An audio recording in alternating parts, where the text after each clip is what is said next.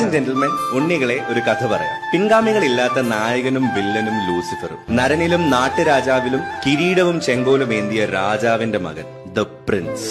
എന്നും എപ്പോഴും ഈ വിസ്മയത്തിന് പ്രജയോടൊപ്പം ദേവാസുരന്മാരുടെ മിഴികളും സാക്ഷിയായപ്പോൾ കുരുക്ഷേത്ര മുതൽ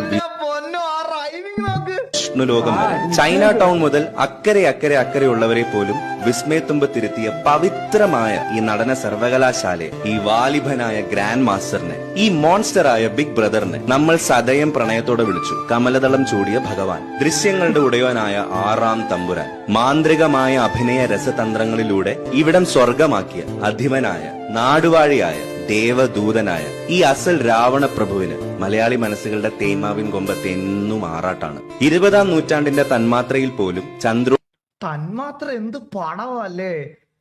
തന്മാത്ര നിങ്ങളെ കണ്ടിട്ടുണ്ടോ? എന്റെ അമ്മോ, ഉത്സവം തീർത്ത് കന്മതമൂറും രസങ്ങളുടെ രാജശില്പിയായി, ഉസ്താദായി, അറബിക്കടലിന്റെ നരസിംഹമായി താണ്ഡവമാടുന്ന ഈ മായാമയൂരത്തിന്റെ പടയോട്ടം അതൊരു ഇന്ദ്രജാലമാണ്. ഉയരങ്ങളിൽ നിന്നും ആട്ടക്കലാശങ്ങൾ തീർക്കുന്ന ജീവന്റെ ജീവനായ ഞങ്ങളുടെ എമ്പുരാന്, ലാലേട്ടന് വന്ദനം, ലാൽസനം.